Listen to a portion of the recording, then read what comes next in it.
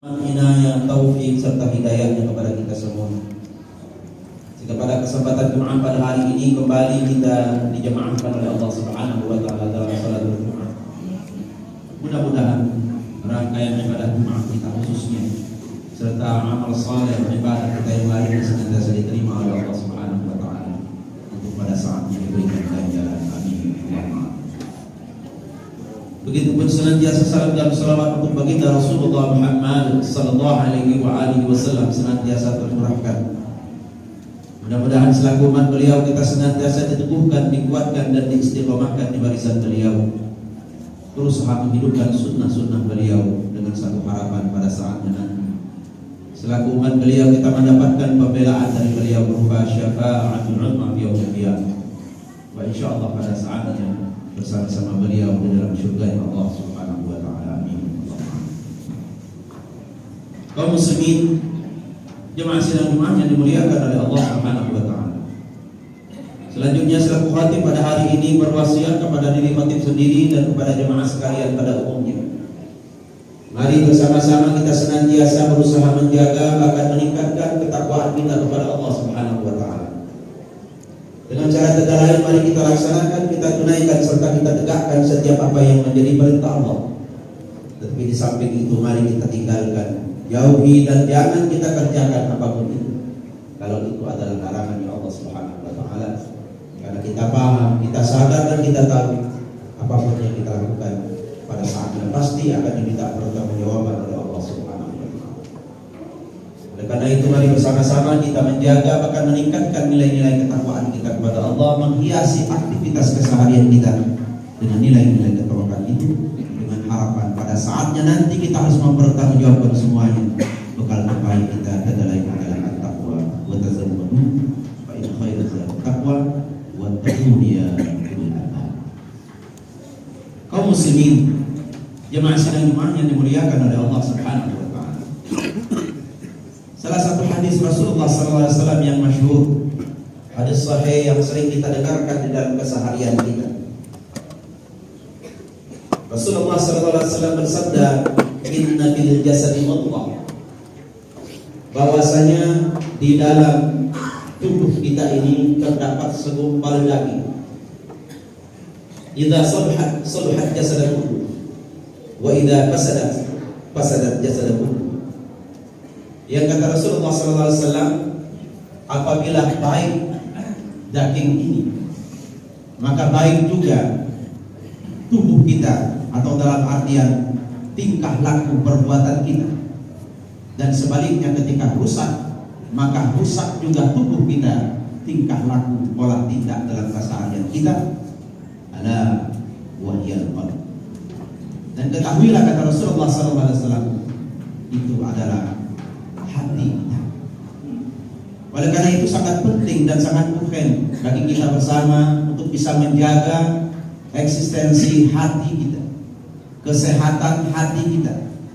Jangan sampai menjadi hati yang sakit, apalagi sampai menjadi hati yang rusak dengan hal-hal yang bisa merusak daripada segumpal daging yang disebutkan oleh Rasulullah Muhammad sallallahu alaihi wasallam. Al-Imam Hasan Al-Basri, seorang sufi, seorang imam yang direkomendasikan oleh beberapa sahabatnya Rasulullah Muhammad sallallahu alaihi wasallam. Di dalam makalah beliau menyebutkan, ketahuilah kata beliau, ada beberapa hal yang bisa menjadi penyebab rusaknya hati, sebagai hal yang sangat penting di dalam diri kita, penentu baik buruknya hidup kita, penentu baik buruknya tingkah laku kita. Hal-hal tersebut awaluha, yang pertama kata beliau, yang bisa merusak hati kita, yang bisa merusak tatanan hati kita, kata lain, yadnubuna birajat taubat. Yang pertama kata beliau, dengan sengaja melakukan dosa dengan harapan nanti bisa bertaubat. Ini yang pertama disebutkan oleh Imam Hasan Al-Basri. Kita semua mengetahui memang Allah Subhanahu wa taala Ghafurur Rahim. Allah Maha Pengampun. Allah Allah Maha Penyayang.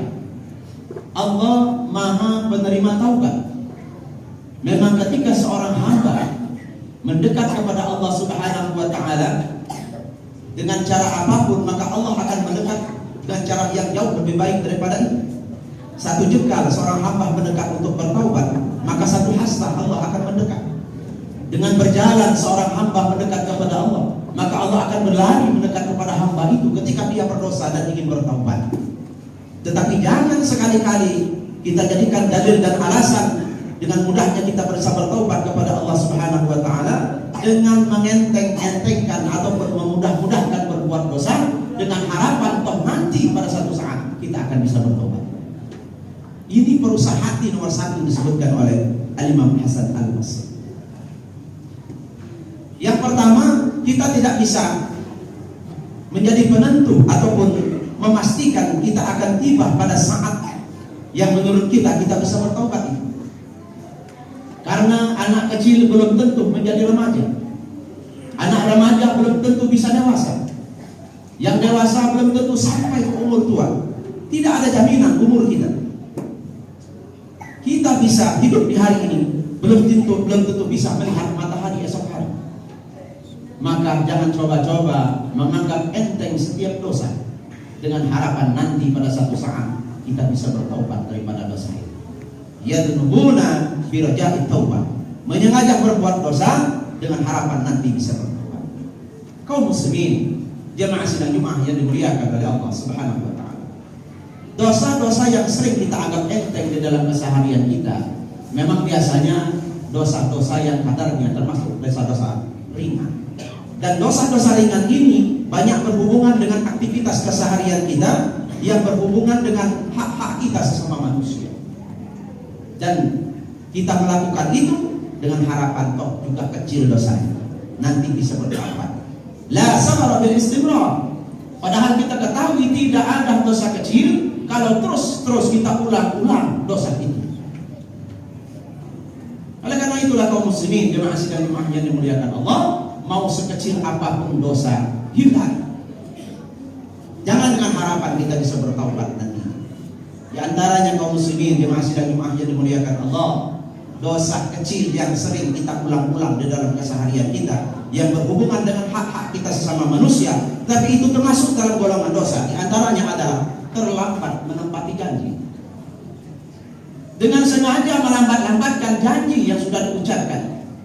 Bukan berarti tidak menepati janji, bukan berarti tidak melaksanakan janji, karena tidak menepati janji itu dosa besar. Tetapi ini sengaja melambat untuk bisa menunaikan janji, itu dosa.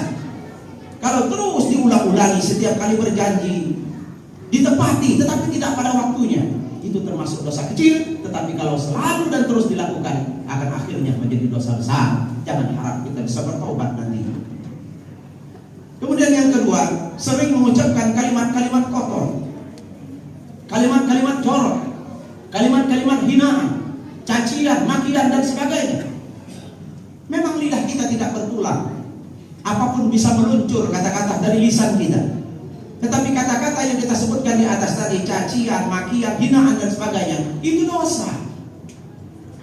Walaupun dengan harapan ketika kita berucap, banyak orang yang bisa ketawa dengan mendengar ucapan kita, humor dan sebagainya, supaya bisa memancing tawa dan sebagainya. Tetapi itu dosa. Dengan cara menghinakan orang lain dalam bentuk fisiknya, warna kulitnya, rambutnya, bentuk tubuhnya dan sebagainya, itu dosa. Ketika kita menikmati itu dosa, walaupun itu kecil, tetapi keseringan kita melakukan itu, maka akhirnya akan jadi dosa besar. Kemudian yang berikutnya kaum muslimin jemaah sidang Jumat yang dimuliakan oleh Allah SWT, menangguhkan hak-hak orang lain, itu juga dosa. Mungkin kita mempekerjakan orang yang pada saatnya, tiba saatnya dia menerima barokahnya, gajinya, tetapi kita tunda-tunda untuk bisa menunaikan haknya, itu juga dosa. Maka jangan kita senantiasa lakukan itu dengan harapan kita tahu itu dosa, tapi masih juga kita lakukan dengan hanya mengharap kita bisa bertobat kepada Allah Subhanahu wa taala. Rusak hati kita. Kaum muslimin jemaah sidang Jumat yang dimuliakan oleh Allah Subhanahu wa taala. Kemudian yang berikutnya kata Imam Hasan Al-Basri, wa yata'allamuna al-ilma wa la ya'malun.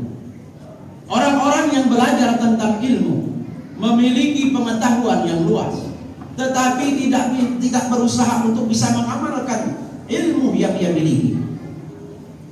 Bahkan terindikasi menutup-nutupi pengetahuannya, ilmunya, tidak mau diajarkan kepada yang lain, mungkin karena takut nanti orang lain lebih pintar daripada dia, orang lain lebih berpengetahuan daripada dia, sehingga ditutup-tutupi ilmu itu. Maka Rasulullah SAW menyatakan, "Lujimallahu bihi yaumal qiyamah bilujbin minan nar."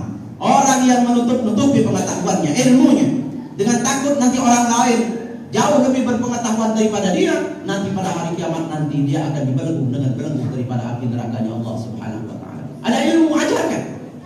Kita mengetahui agama, sampaikan. Balighu anni walau ayat. Sampaikan dariku, kata Rasulullah SAW, walaupun itu hanya sebatas ayat. Apa yang kita ketahui, sampaikan. Kaum muslimin, jemaah sidang Jumat yang dimuliakan Allah. Kemudian berikutnya kata beliau, wa idza amilu la yakhlisun. Dan ketika dia beramal, dia tidak beramal dengan ikhlas. Ini juga merusak hati. Amalnya bukan lillah, tetapi linnas. Amalnya bukan karena Allah, bukan mencari ridha Allah, tetapi mencari pujian, pengakuan daripada orang lain. Innamal a'malu binniyat, kata Rasulullah. Memang setiap apa yang kita lakukan itu tergantung dengan apa yang kita niatkan, capaian yang akan kita capai. Kalau kita beramal untuk mendapatkan pujian dan sanjungan dari manusia, kita akan mendapatkan itu.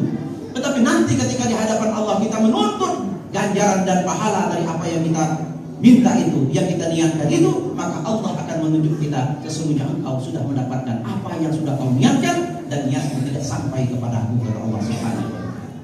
Kaum muslimin, jemaah-jemaah yang dimuliakan Allah, wa ya'kuluna rizqallah wa la yashkurun. Orang-orang yang tanpa malu memakan rizki Allah, memakai nikmat Allah, menikmati fasilitas dari Allah Subhanahu wa taala dan tidak mau bersyukur kepada Allah Subhanahu wa taala, rusak hati. Inilah orang-orang yang tidak punya malu di dalam kehidupan. Menikmati semua fasilitas kehidupan dari Allah. Yang dia miliki pada saat ini adalah miliknya Allah, tapi tidak mau menyembah Allah, tidak mau beribadah kepada Allah. Azan hanya lewat sebatas telinganya. Tidak dia tunaikan panggilan Allah Subhanahu wa taala. Tidak dia kerjakan perintah-perintah Allah Subhanahu wa taala. Orang-orang seperti ini, kata Allah Subhanahu wa taala, "Wa man lam yashkur bi ni'amati wa la yasbir 'ala bala'i falyakhruj min tahti as-sama'i fayatlub rabban siwaya." Orang-orang yang tidak mau sabar dengan ujian, dengan nikmatmu tidak mau bersyukur, maka silakan keluar dari korong langitku ini, kata Allah Subhanahu wa taala. Silakan cari Tuhan selain aku. Luar biasa, ini hadis qudsi mengingatkan kepada kita. Yang kita nikmati di muka bumi ini semuanya adalah nikmat Allah. Wa ma bikum min ni'matin fa min Allah. Kenapa kita tidak mau menyembah Allah? Kenapa kita hanya mau mencari perhatian yang lain selain Allah Subhanahu wa taala? Inilah manusia-manusia yang hidup di muka bumi ini dengan tanpa rasa malu kepada Allah Subhanahu wa taala. Kaum muslimin, jemaah sidang Jumat yang dimuliakan oleh Allah Subhanahu wa taala, wa ma yardawna bi qismatillah, dan tidak redha dengan semua ketentuan-ketentuan Allah. Ketika mendapat musibah tidak mau menerima, ketika mendapatkan rezeki dia menggerutu dan sebagainya, senantiasa kurang dalam kehidupan. Kemudian yang berikutnya yang bisa merusak hati kita, wa yunfanuna mautahum wa la ya'tabirun. Orang yang setiap harinya berjumpa dengan kematian, mengurus jenazah dan sebagainya, bahkan senantiasa lewat kuburan, tetapi sama sekali tidak bisa mengambil iktibar dari semua itu. Mengurus mayat, mengurus jenazah, bahkan mengantar kepada kuburan, tetapi tidak bisa jadi nasihat terbaik dalam kehidupan. Ini orang-orang yang rusak hatinya. Oleh karena itulah kaum muslimin, jemaah sidang Jumat yang dimuliakan oleh Allah SWT, jangan sampai hati yang merupakan anugerah dari Allah Subhanahu wa taala ini ketika kembali kepada Allah ternyata dalam keadaan rusak, jauh daripada ridhonya Allah Subhanahu wa taala. Mudah-mudahan hati kita senantiasa sehat, hati kita senantiasa istiqomah menyembah Allah Subhanahu wa taala, senantiasa bersyukur kepada Allah Subhanahu wa taala, sehingga akhir hayat kita husnul khatimah. Amin ya rabbal alamin. Barakallahu li wa lakum fil Qur'anil azim wa nafa'ani wa iyyakum bima fihi minal ayati wa dzikril hakim. Taqabbalallahu minni wa minkum tilawatahu innahu was-sami'ul 'alim. Aqulu qawli hadza wa astaghfirullah li wa lakum wa lisa'iril muslimina wal muslimat wal mu'minina wal mu'minat fastaghfiruhu innahu huwal ghafurur rahim. Allahumma salli ala sayyidina Muhammad wa ala ali sayyidina Muhammad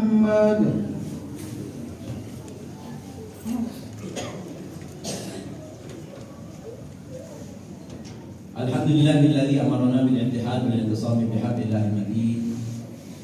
Asyhadu an la ilaha illallah wahdahu la syarika lahu iyyahu na'budu wa iyyahu nasta'in. Wa asyhadu anna sayyidana wa nabiyyana Muhammadan 'abduhu wa rasuluhu al-mab'uts rahmatan lil 'alamin. Allahumma shalli wa sallim wa karim wa 'azzim ala hadha an-nabiyil karim sayyidina wa maulana Muhammadin wa ala alihi wa ashabihi ajma'in, amma ba'd. Wa ya ibadallah ittaqullaha mastata'tum. Wasari'u ila maghfiratin min rabbikum wa jannatin 'arduha as-samawati wal ardu 'iddatul lil muttaqin. Wa'lamu anna Allah amarna bi'amrin bada'atihi bi nafsihi wa thanna bi malaikatihi al-musabbihati bi qudsihi. Wa qala ta'ala fi muhkamit tanzil, inna Allaha wa malaikatahu yusalluna 'alan nabi ya ayyuhalladzina amanu sallu 'alaihi wa sallimu taslima. Allahumma salli wa sallim ala sayyidina Muhammad wa ala sayyidina Muhammad wa ala khulafa'ir rasyidin sayyidina Abi Bakr wa Umar wa Uthman wa Ali wa ala baqiyati as-sahabati wa tabi'in wa tabi'it tabi'in wa man tabi'ahum bi ihsan ila yaumiddin. Allahumma ighfir lil muslimin wal muslimat wal mu'minin wal mu'minat al-ahya'i minhum wal amwat innaka sami'un qaribun mujibud da'wat wa ya qadiyal hajat. ربنا افتح بيننا وبين قومنا بالحق وأنت خير الفاتحين. ربنا آتنا في الدنيا حسنة وفي الآخرة حسنة وقنا عذاب النار. عباد الله إن الله يأمر بالعدل والإحسان وإيتاء ذي القربى وينهى عن الفحشاء والمنكر والبغي يعظكم لعلكم تذكرون. فاذكروا الله العظيم يذكركم وادعوه يستجب لكم ولذكر الله أكبر. والسلام.